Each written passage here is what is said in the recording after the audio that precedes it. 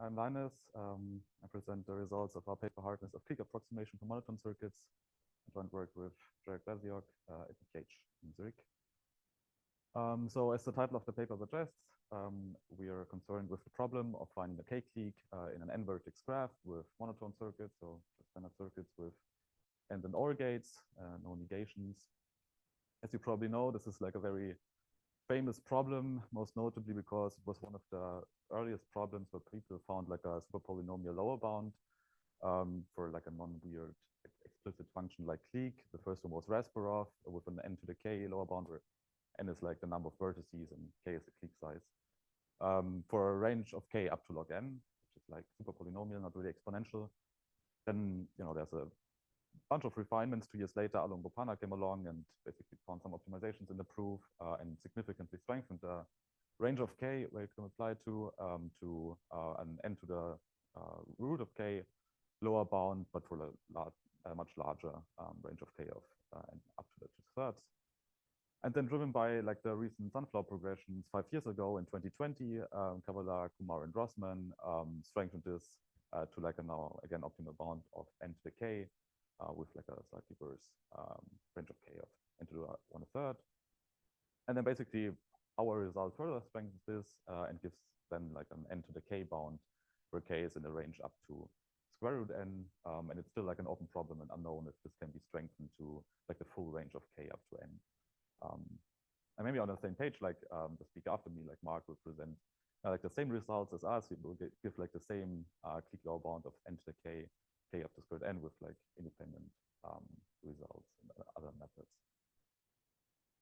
All right, yeah, to highlight this a bit more, if you plug in like what are the best lower bounds you can get, if you plug in like the highest value of k, you see okay, Rasparov is really like a polynomial thing of n to the log n. The previous results were something like 2 to the cubic root of n, and now our results in 2025 is something like 2 to the squared n. So it's all right. Yeah, now let's go a bit more into detail of what we're proving. We do like average case analysis stuff.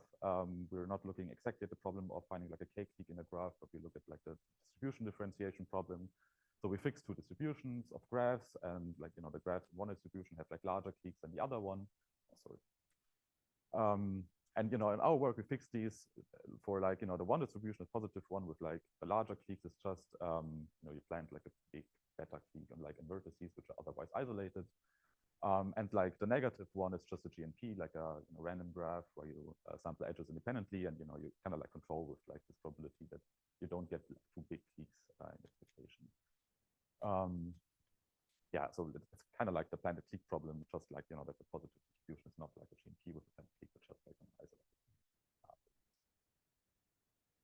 And this is kind of like the main result we give, kind of like a almost tight complexity characterization for this kind of distribution differentiation problem for monotone circuits. So we basically say, if the cliques in the positive distribution are large enough and the cliques in the GNP are small enough, then this is kind of like easy. Then we give like a polynomial size circuit, and if like alpha beta, so the relation of alpha beta, so the relation of these clique sizes in these 2 distributions is some root of n, and also the cliques in the GNP are not too small enough, then it's like very hard for monotone circuits. Then we give like a super polynomial lower bound for its on the number of cases of monotone circuits.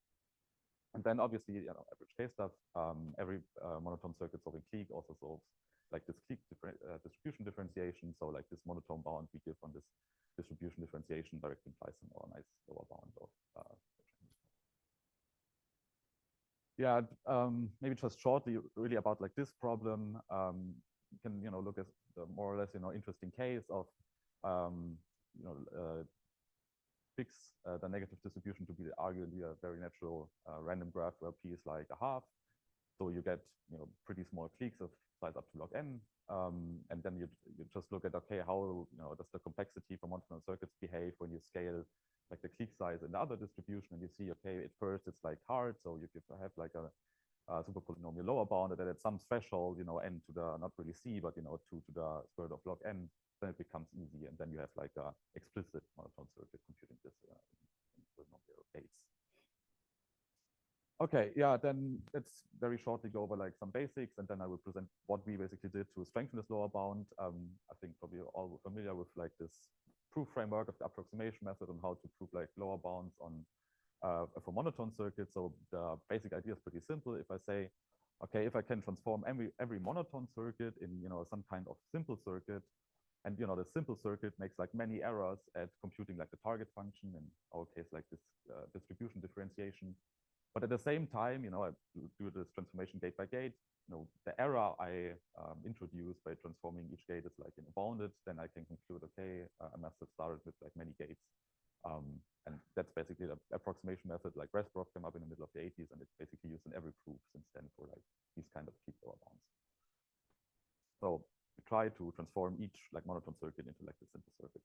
And for our like proof setup, we use a very specific structure of like these simple circuits. We just try to transform every monotone circuit into a bunch of clique indicators and order them all. So we just take some random some subsets of like the vertices in the graph, and then we look at the clique indicator, right? So is there a clique induced on the subset or not?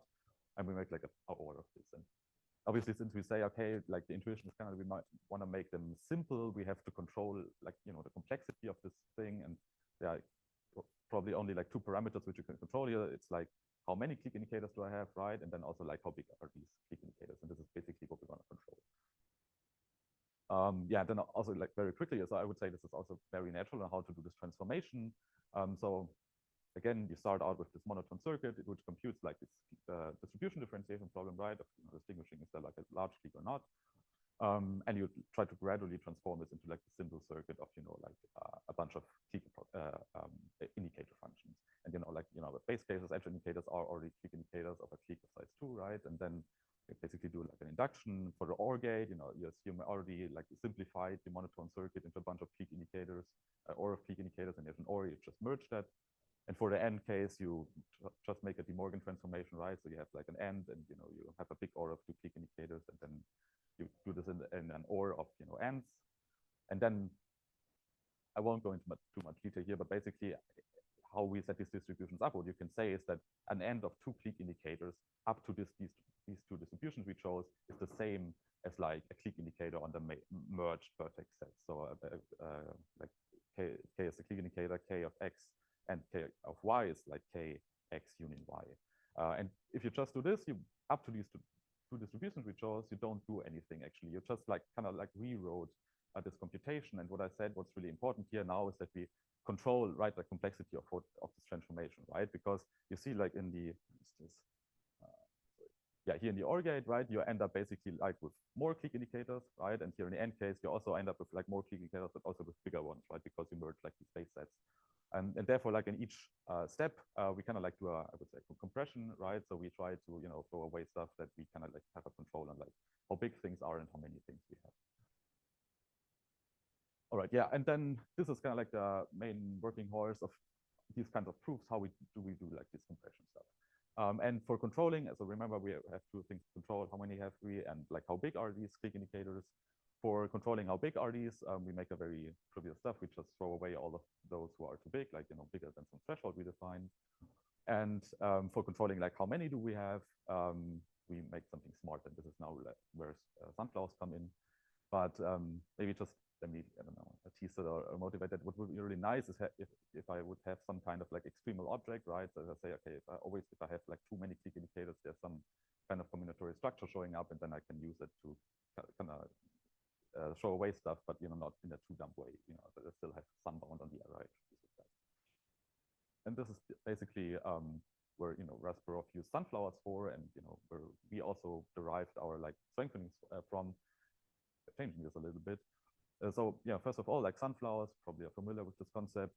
It's just on an L uniform set system, it's just a bunch of sets where the pairwise intersection is always the same, right? And then you can view this kind of like, okay, there's this common intersection with this pairwise always the same, and it kind of like forms a core, right? And like the original sets of the sunflower, they arrange less petals in a sunflower like this.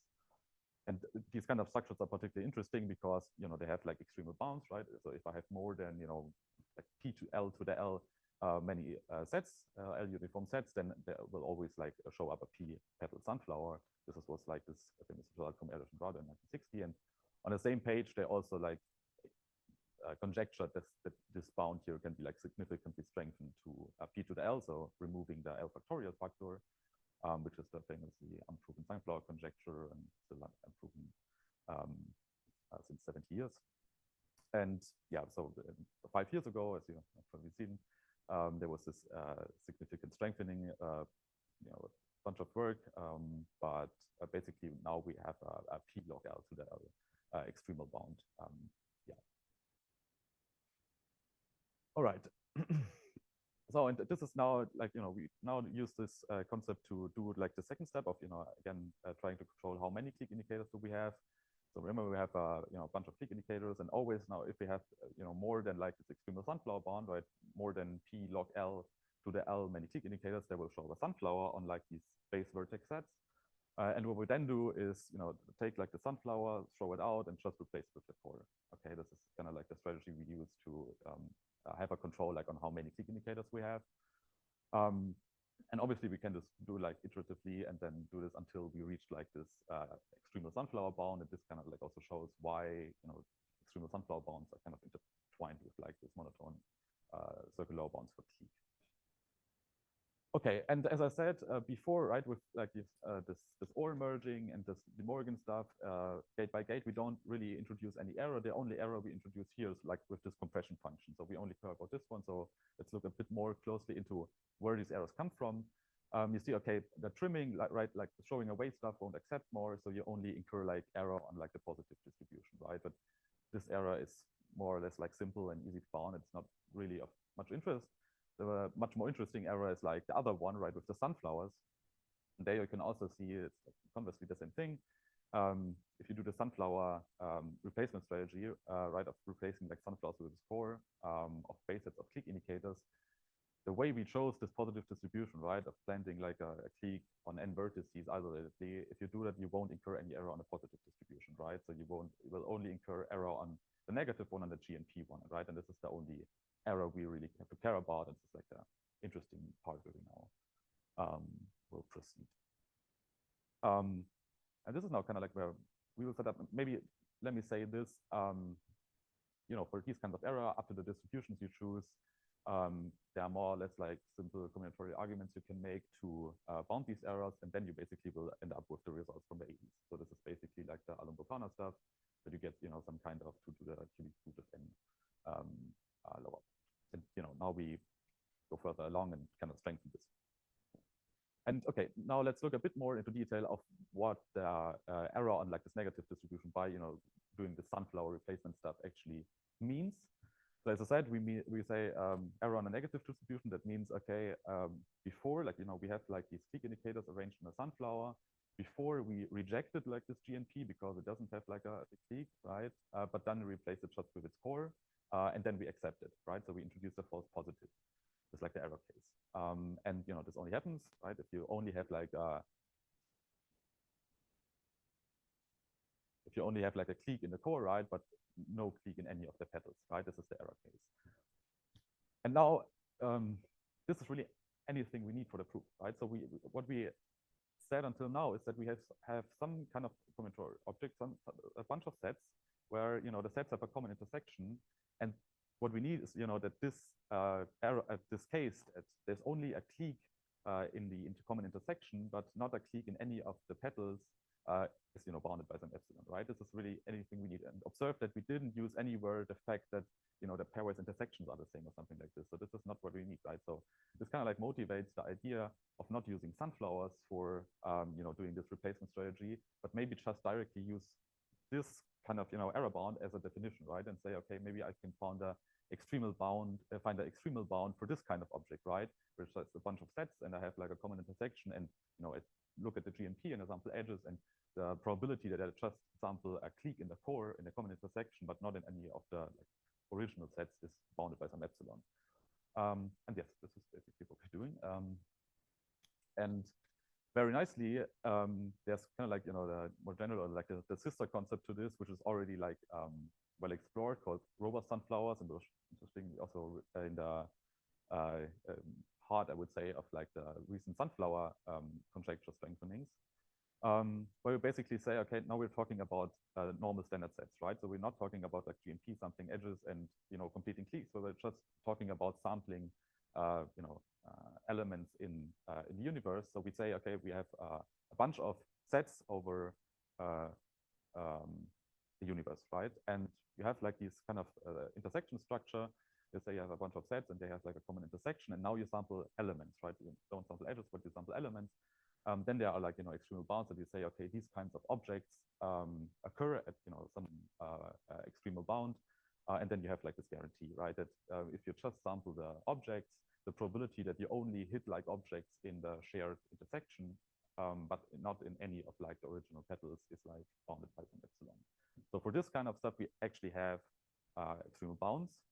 And now, the thing is to get this into a proof, that we kind of like need this for the edge space where we're working in, right?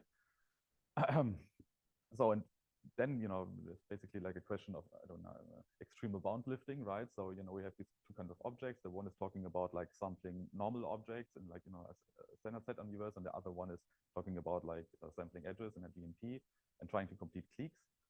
And there's like, obviously, there's trivial reduction of saying, okay, I can just treat like the edge space as like the base space, and then I get an L squared blob in the bounds, and this won't lead anywhere. So this basically just reiterates on the results from the 80s, and this is kind of like the main part of what we did in our work, to give like a much nicer lifting of these two bonds.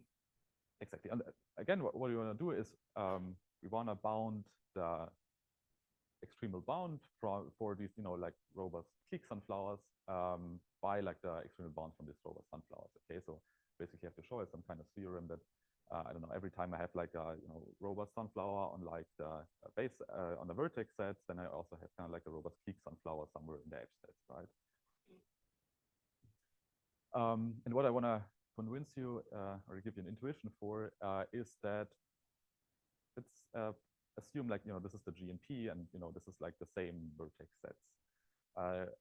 And what I want to convince you is that every robust sunflower on the vertex sets, if you sample vertices with probability p to the L, is also a robust clique sunflower on the same sets, but with but you sample edges with probability p. And if this is true, then you can just take over like the extremal bound, right? Because then you basically bound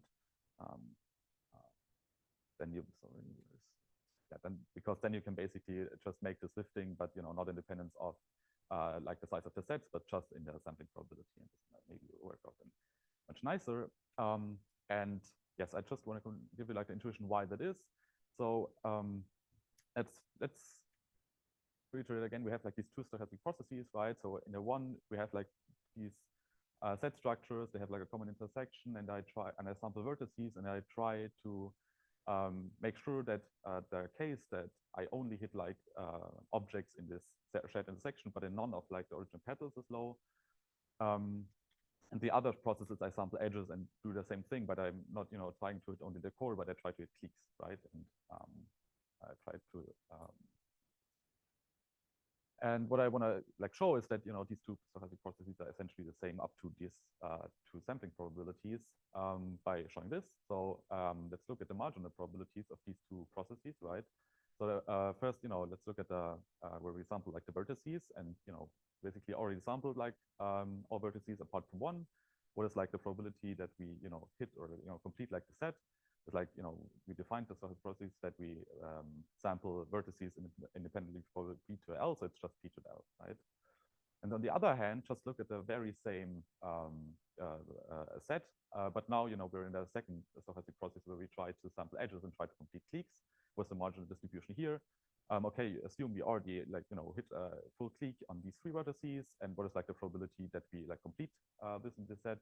Okay, like how many edges do we need? Like L minus 1, so it's typically L, and like we sample edges with independently probability P, so it's P to the L. So you see it's like the same marginal probabilities, and we make this a bit more formal, but this is basically the intuition why robust sunflowers are also robust clique sunflowers. And then we get like this very nice bound lifting, which is only dependent in like the difference of the sampling parameters and not, in set sizes or the guarantee.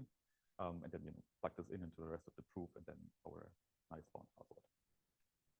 Yeah, that's it. Thank you very much. Okay. Yeah. Oh, okay. Yeah. There are, like, as I said, open problems. As I said, the best also, like, our bound is something like 2 to the square root of n. It's still unclear if we can strengthen this to something like 2 to the n, for the full range of k up to n. Then, like, the other problem of, is this like concept of approximation method applicable for any other problem? There is like a paper which was just released on Friday by Cavalar, which kind of like gives a nice super polynomial bound for matching. So this is kind of like has some traction recently. And then, yeah, some other questions like how can I make this approximation method maybe better? There's some questions around okay, I weakened or like generalize this concept of sunflower to like this robust sunflower and robust peak sunflower. Maybe can I do something more better? Can I make less restrictions on the core or something like that? And, yeah, that's cool. All right.